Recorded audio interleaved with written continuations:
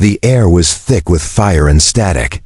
Ash rained from the sky like snow, coating the broken metal of fallen ships and scattered bones of both alien and human alike. The war that had begun as a distant spark had swallowed entire worlds in its flames. Jackson, Kane, a human soldier from Earth's 7th Expeditionary Unit, pressed his back against a ruined wall on the edge of what used to be the Imperial Throne District of Talasar Prime.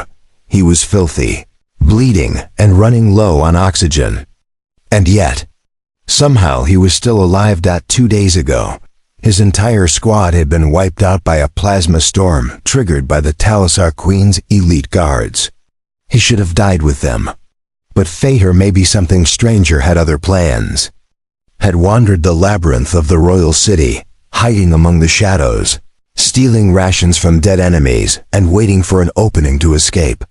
What he found instead was something no one expected. The Queen herself. He hadn't planned to stumble into the sacred chamber. The doors were half open, the guards were dead, and the silence inside was unnerving. The room was massive, carved from darkstone, and filled with glowing runes that pulsed like a living heart. At the center stood the Queen. Tall, unmoving, watching him. Jackson raised his weapon on instinct. But she didn't flinch. Her voice was soft, yet it echoed like thunder. "You are not like the others. You did not run." "I didn't have the chance," he replied, holding his aim steady. "Everyone else ran straight into death." She tilted, her head, her glowing gold eyes narrowing slightly.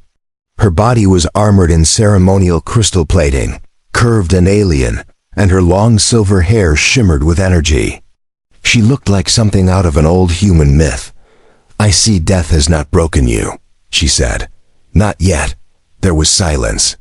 Then slowly she stepped down from the throne. "I am Queen Solari of Talasar," she said. "You are the last human left inside the palace walls." "And I suppose this is where I die?" he asked, not lowering the weapon. "No," she said. "This is where you are granted a wish." Jackson blinked. "A what?" "A wish. I was raised to honor a custom. If a warrior reaches my throne during a state of war, I must grant him one wish. Any wish I cannot refuse." He didn't laugh, though part of him wanted to. "You're joking." "I do not joke," she said. He looked around. The air was humming. The walls seemed to be listening. She was serious. "I could wish for your death," he said. "You could." She answered, calm. "But then you will die too. My guards are still close. You will not make it out." He considered it. That wasn't why he was still standing. Revenge wasn't in his heart, just confusion and a strange curiosity. What happens if I wish for peace? She looked at him for a long moment, then said, "You may have it. But peace is complicated. Many want war to continue." Jackson lowered his weapon just slightly. "So what kind of wish do you expect a man to make in your position?" "Most ask for power, riches, their lives spared. Some ask for the death of others. And if I asked for something different, I will." "Hear it," she said, stepping closer, her expression unreadable. His heart was pounding now. He didn't know what madness had crept into his mind, but the thought that bloomed in his chest wouldn't die. "I want you," he said. The room went still. Her eyes widened, not with fear, not with rage, but something else, something unreadable. Her lips parted, but no sound came out at first. "You want me?" she asked finally. "Not as a prisoner, not as a trophy. I want you to come with me. Leave this war. Come to Earth, not as a queen, as a woman, as a partner." Queen Solari stared at him as if he were made of fire and shadow. The air around her shimmered. Behind her throne, the ancient runes on the wall pulsed faster. "No one has ever asked me that," she whispered. "I'm not like anyone you've met." The Queen looked down at her own hands, then at him again. There was silence, heavy and electric. "You know this could start a greater war," she said. "If I leave, Talasar's enemies will see it as weakness. My people will rage. Maybe, or maybe they'll see what it really is. Change. Jackson stepped forward now slowly. You said you couldn't refuse. I wish for you. Not your crown. Just you. She stood in silence for a full minute. Then, something happened he didn't expect. She laughed soft at first. Then louder. A wild, unexpected sound from someone who had likely not laughed in decades. Her head tilted back, silver hair catching the glow of the runes. Her eyes glimmered as she looked at him. You are either the bravest human alive or the most foolish. Maybe both. And then she said the words that changed the galaxy. Wish granted. The air outside the throne chamber was colder than before. Or maybe Jackson only felt the difference now that he had walked out beside her Queen Solari, once the ruler of billions, now walking without her crown or guards, with only a small silver band circling her forehead. The palace was mostly empty. The war had drawn most of her forces away. Only a few wounded, scattered sentries still clung to their duty in distant halls, unaware or unwilling to believe that their queen had made a choice no history scroll had prepared them for. Jackson kept his hand on his sidearm. Not because he didn't trust her, but because he didn't trust the world around them. At any moment, a loyalist could appear. A sniper, a rogue soldier. But she didn't seem concerned. You're too calm, he said quietly as they moved through the garden tunnels of crystal vines and glowing trees. You wished for me, she replied, almost amused. I do not believe you wished for someone who trembles at shadows. He glanced at her. You're not afraid of what your people will say? I am their queen, she said. For now. But they don't know what I gave up, yet. They reached a hidden exit, an ancient tunnel carved before the war, meant only for emergencies. Jackson had found it once on a map during intel briefing, never thinking it would be used. But before stepping into the tunnel, she paused and turned toward him. You truly do not want my army? My empire? He shook his head. If I wanted that, I would have taken your head and held it up for a photo. Earth could have used it for propaganda. But I didn't come here to be a king. Her gold eyes softened. You may have chosen something harder than ruling. They walked.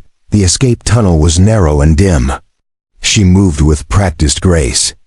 Jackson had to duck under low beams and step over fallen pieces of metal.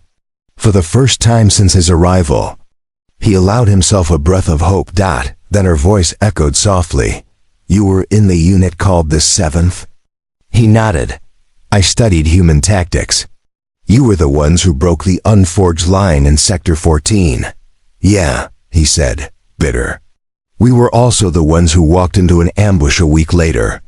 Out of 200, only I crawled out. She didn't answer right away.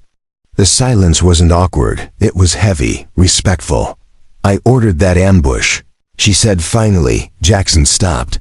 His hand didn't move to his weapon, but something inside him stiffened. He looked at her. She didn't hide. Didn't lie, didn't excuse it. I didn't know your name then, she continued. You were a number, a threat. I was protecting my cities. I get it, he said. Do you? She asked gently. I've killed your people too, he said. We all thought we were the right side. But I think I stopped caring who was. Right after I saw a little girl on fire, crawling toward a river. She didn't know human or alien.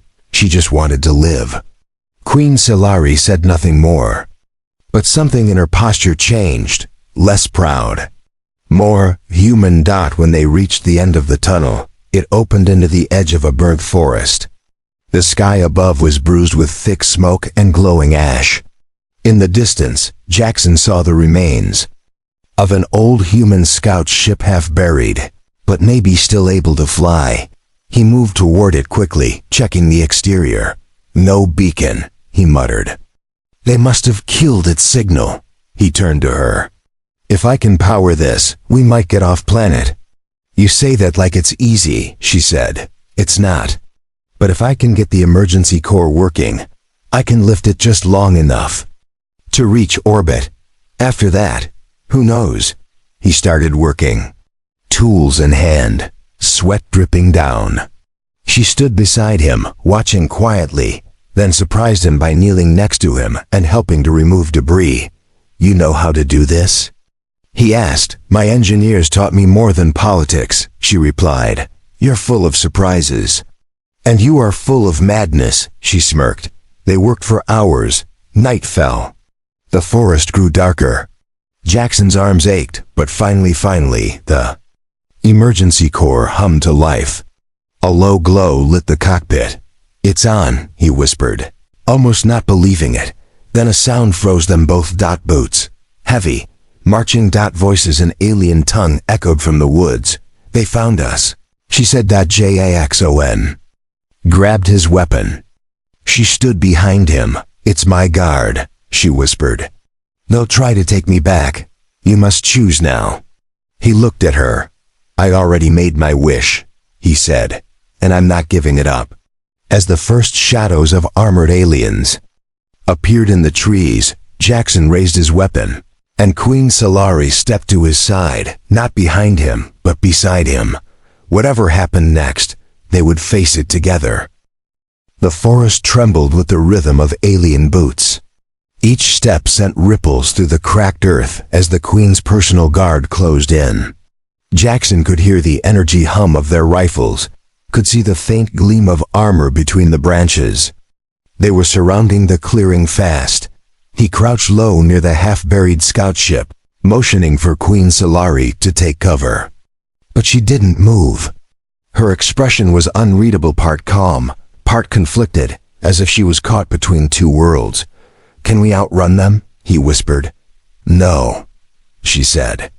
"They are bred for this, and they will not let me leave." Jackson's jaw tightened. "Then we fight. You can't win this alone." "Then don't leave me alone," he said, raising his weapon.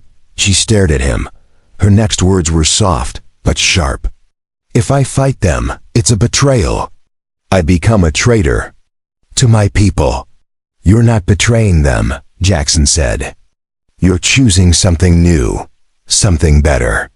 "That's not betrayal. That's courage." She didn't answer, but her hands clenched at her sides, and when the first soldier stepped into the clearing, she stepped in front of Jackson. "Hold," she said in the ancient tongue of her people. The armored warrior paused. The others behind him emerged from the trees, weapons ready, but hesitating at her command. They were tall, broad-chested, and heavily armed, clearly bred for war, not diplomacy. "My queen," the front guard said.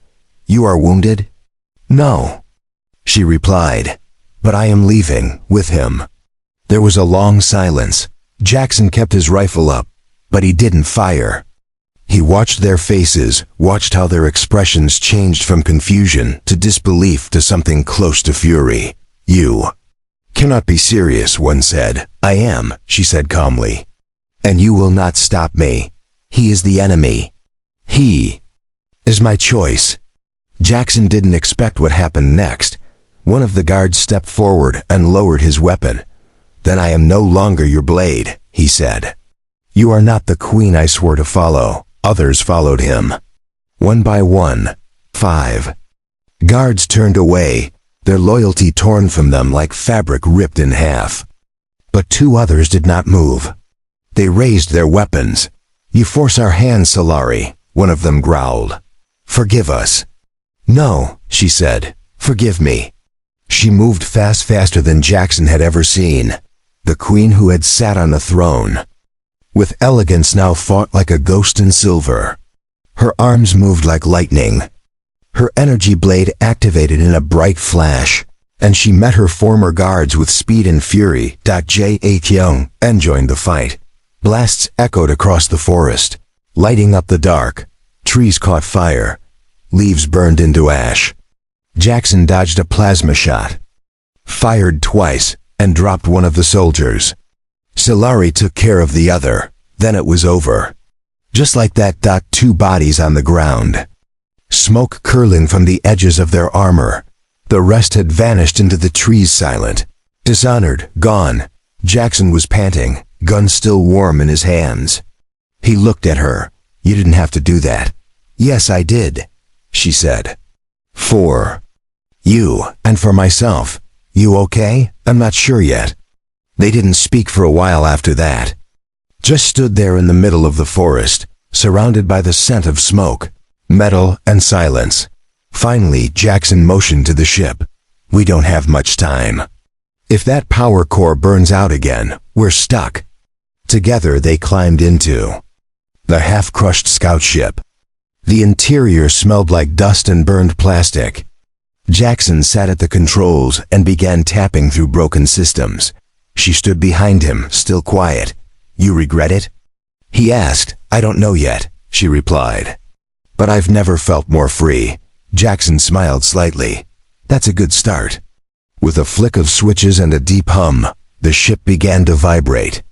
The engine sputtered, struggled, then caught. The vessel groaned as it began to lift outside. The trees bent from the force. Flames swirled beneath them. As they rose higher, the sky grew clearer. Ash peeled away to reveal stars. Jackson kept his focus, hands steady on the controls. "You still sure you want Earth?" he asked. "Do I have a choice?" "You always have a choice," he said. "Even now, even with me." She reached out and gently placed her hand on his. "I made my choice already." They broke through the upper clouds into the dark vacuum. Beyond, the planet shrank beneath them. War still burned on its surface, but they were no longer part of it. They were fugitives now, a soldier and a queen, both traitors to something. But maybe something better was waiting. She looked at the stars, then at him. "I've never seen your world." "You'll love it," he said. "It's loud, crowded, and full of problems. But it's beautiful." "And where do we go now?" she asked.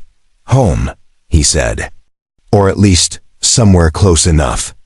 She didn't smile, not fully.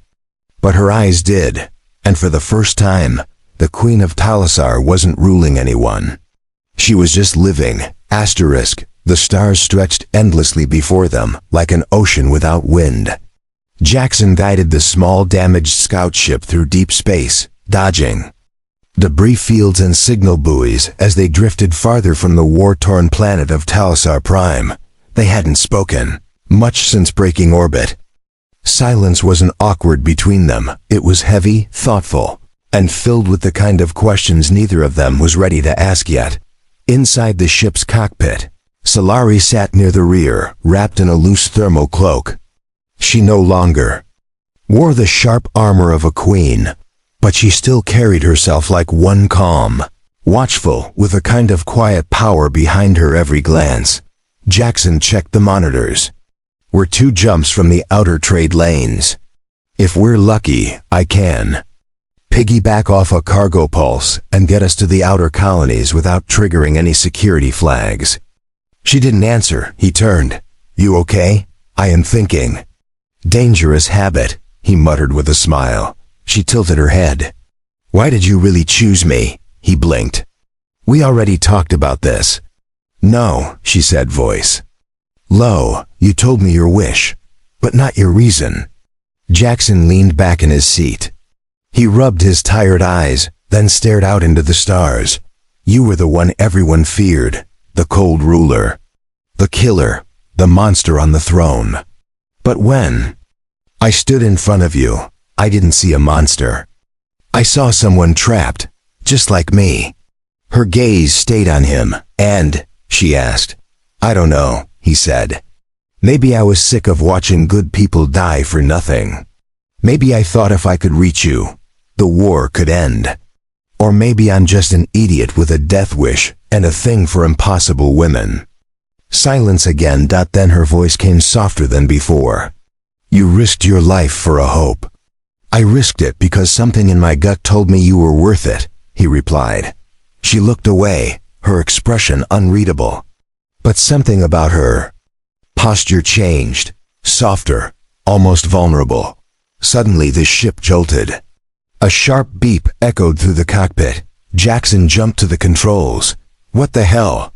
"Proximity alert." he said. Something's locking onto us. Solari rose quickly, gripping the frame of the ship. Is it a tracker? No, worse, it's a hunter drone. On the screen, a dark triangular vessel zipped into view, sleek, silent, and armed. It was one of Talisar's automatic bounty. Interceptors. Silent killers sent to track deserters and traitors. It followed us, he muttered. Then we fight again, she said. No, he said. Not in this wreck. The scout ship rocked again as the drone fired a warning shot. Shields flickered and dimmed. Solari grabbed the hold rail. We will not survive another hit. Jackson's fingers flew across the console. We don't have to. He tapped in a sequence. The screen flashed red. What are you doing? She asked. Diverting power from life support into the jump drive, he said. We only get one shot, and we won't be breathing long if we miss. Hold tight. The ship trembled violently. Alarms screamed. Solari didn't flinch. Jackson's voice was tense. We're gonna rip through the edge of the void field. It's not stable. But maybe it's just unstable enough to lose that drone. Maybe? She asked. He gave her a crooked grin. No promises. You sure you're still with me? She stepped closer, placing her hand over his on the control pad. I already told you. My choice was made. The ship lunged forward. Space warped ahead. Stars stretched into streaks as the jump engine roared. A blinding flash. A sharp pop in the cabin. Then darkness. Everything fell silent. When Jackson opened his eyes again, he was floating. Gravity was offline. Systems were dead. But the drone was gone. He pushed himself to the emergency panel and tapped a weak backup circuit. Lights flickered dimly. Just enough to see her Queen Solari floating beside him, eyes open. You alive? He croaked. Yes. She whispered. They drifted silently for a few seconds. Jackson looked at the dark void around them. No stars, he said. We're in between systems. Off the grid. That means we are safe. Or lost. She gave a faint smile. Sometimes. Both feel the same. He stared at her for a long time. You gave up everything. So did you. And if this ship never turns back on, then at least, she said, I was not a prisoner. Not a weapon, not a queen. She reached out and touched his hand again. I was yours. The ship drifted in silence for hours, caught in the void between systems. No signals, no light. Just darkness and the dim hum of the backup life support. Barely enough to keep them breathing. Jackson floated near the power core, tools strapped to his chest. He had managed to reroute a tiny stream of energy into the control console, but the navigation system was completely offline. No stars to lock onto. No coordinates to plot. They were blind. Status? Solari's voice came from behind. He looked up. Her silver hair floated gently in the zero gravity, catching the blue emergency glow like starlight. She looked calm, but he saw the questions in her eyes. Life support's holding. Maybe 6 hours of air, he said. If I can coax the solar net to unfold, we might have enough energy to signal a trade vessel. And if not, then we suffocate in the dark, he said simply. She floated closer. You are surprisingly calm for a man who just doomed a queen and himself. I've already been dead once, he muttered. This is just the part they never show you in war. Stories. He turned a broken panel in his hands and began to tinker. She watched him for a while, then said softly, Where would we go? If we survive this? He paused. There's a small moon in the Lisser system. Humans set up a quiet outpost there. Mostly traitors, exiles, no big military presence. We could disappear. She gave a slow nod. I could live like that. You, in a quiet market town, selling fruit or fixing machines. Would you laugh if I said yes? He smirked. No, I just asked what you'd name the fruit stand. She tilted her head, eyes glowing faintly. Solari's forbiddance. The lights. Jackson actually laughed. It was the first real laugh since they met, but the joy was short-lived. Another sharp beep came from the panel. "Power drop," he muttered. "We're losing oxygen flow to the rear cabin." He floated toward the ventilation grid and started manually adjusting it. Sparks flared. His hand slipped. A jagged edge cut across his forearm. Damn it! Blood floated in tiny red bubbles. He slapped a cloth against it. Solari moved swiftly.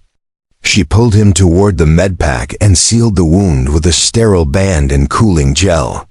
Her hands were quick but gentle. "You need rest," she said firmly. "I can't afford rest," he replied. "One mistake and this ship becomes our coffin." "I do not want to watch you die like this," she whispered. He looked at her, breathing hard. "You think I brought you out here just to die in space? I think you didn't think that far ahead," she said. "You made a wish on instinct, and now we're paying the price." He didn't answer. He knew she was right. Solari floated backward and stared out the black window. "When I ruled, I could silence a planet with one command," she said. "But I never had freedom. Not real freedom. Even now, I don't know if I chose love or madness." Jackson looked at her carefully. "Maybe both." She turned to face him. "I don't want you to regret saving me." "I don't," he said immediately. "Even if we die out here. I don't." A sudden flicker lit the cockpit. Both of them turned. A small panel on the far side blinked green. "What is that?" she asked. Jackson rushed over, checked the readings, and his eyes widened. "A scavenger relay. There's a salvage ship broadcasting. A passive signal about 30 clicks away. If we can boost our beacon, then someone might come." "Exactly." He quickly rerouted power. Sparks flew. Lights came on, dim but alive. A deep vibration hummed under their feet. "They're not responding yet," he said, "but if they're scanning, they'll hear us." He slumped back in the chair, exhausted. "Elar." I floated beside him and sat close. "Tell me something human," she whispered. "What?" "If we are rescued, what do I become then, to you?" He turned slowly toward her. "You were never just." "A queen to me," he said. "And if we survive, you won't be a fugitive either. You'll be the woman I risked everything for. That doesn't change. And if your people reject me, they won't. And if they do, then we go somewhere else," he said softly. "Anywhere. Just don't ask me to wish for anything else. I already got what I wanted." She leaned in closer, barely an inch from him. "Then I hope they find us," she whispered. And in that moment, in the dark silence of a dead ship in lost space, she kissed him, not as a queen, not as a survivor, but as a woman who had finally chosen something for herself. The soft kiss lingered in Jackson's memory even after they pulled apart. Neither of them spoke right away. The silence between them wasn't uncomfortable. It was full of something unspoken, something fragile and new, growing in a place where no life should have survived. But time didn't stop. Oxygen levels kept dropping. Jackson returned to the console, his hand still sore from the cut. He checked the emergency signal, eyes locked on the flashing green dot. "It's getting closer," he said. "That scavenger ship is drifting toward us." Solari floated beside him. "Are you sure it's friendly?" "It's not a Talisar model. No war codes, no flags. Could be human, or someone neutral. Either way, they might be our only shot." As if on cue, the screen flickered again. A voice broke through the static. "Unidentified vessel. This is the cargo hauler Raven's Gamble. We picked up your emergency ping. Respond if able." Jackson grabbed the receiver. "Raven's Gamble. This is Scoutcraft 7. See, we've lost primary systems and need immediate evac. 2 souls aboard." "Repeat 2. Came the reply. 1 human. 1 alien." Silence. Then the voice returned. "Copy that. We're 5 minutes out. Power up your airlock if you can. We'll try a hard dock." Jackson turned to Solari. Get to the hatch. Strap in. This could be rough. They moved quickly. Lights flickered as power pulsed through the emergency battery. The ship rattled slightly. Outside, through the viewport, they saw the silhouette of Raven's Gamble grow larger, a bulky freighter with faded markings and old Earth tech. The docking latch clicked. Metal. Clan GD. Then airlock hissed open. Jackson pushed off the wall and helped Solari into the other ship. She winced as the artificial gravity came back on, lying inside the freighter, pulling her to the floor. A man with oil-stained gloves and a gray beard greeted them. "Well, I'll be damned," he said. "You really weren't kidding about the alien." Solari stood tall, poised and silent.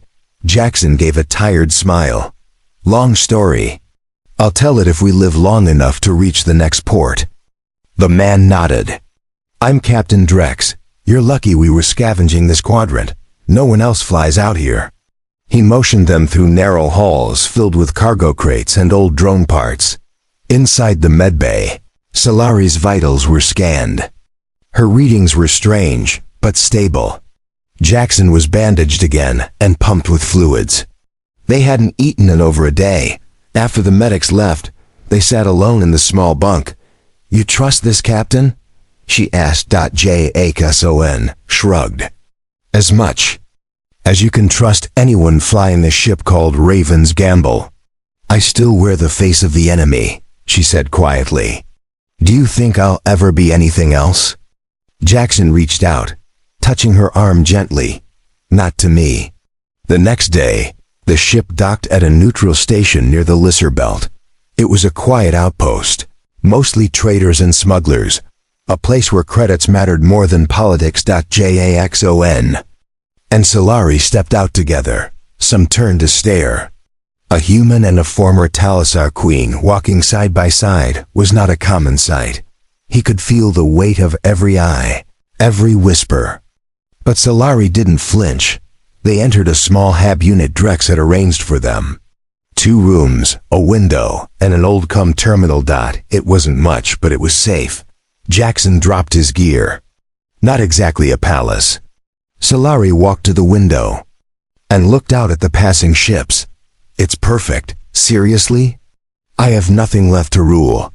That means for the first time in my life, I am not bound to anything. Not to duty. Not to tradition." He moved beside her. "You're free," he said. She turned toward him. "No, we're free." That night they shared food in silence. She wore a simple tunic now, not royal armor. Her crown sat on the floor like a forgotten relic. Jackson watched her. She wasn't just beautiful, she was real. She laughed softly. She asked questions about Earth. She listened to his stories about street food, cold rain, and music. She wanted to know everything. But peace is never simple. A soft beep interrupted the quiet. The terminal lit up. Jackson frowned. "Encrypted. Message." He tapped the screen. It was a bounty notice, and it had her face. "Queen Solari wanted for high treason, 50,000 credits alive." Jackson's stomach dropped. Solari stared at the screen. Her expression didn't change. "They found U.S. "No," Jackson said. "They're looking. That's different. But they won't get you." He stood up. "We'll move," he said. "New names, new identities. I'll handle it." She rose too. "No," she said. "We face it together." He looked at her, realizing something deeper had changed in her. Not just a choice, but a bond. "We're not running anymore," she said. He nodded. The war had taken their old lives, but in each other, they had found something the war could never touch. The market square of Lisser Station buzzed with quiet life. Traders shouted over crates of minerals, synthetic fabrics, and alien fruit. Drifters haggled over prices. No one paid much attention to the couple seated near the far end of the food. Row 1 in a worn military jacket, the other in a hooded robe stitched from starlight fabric.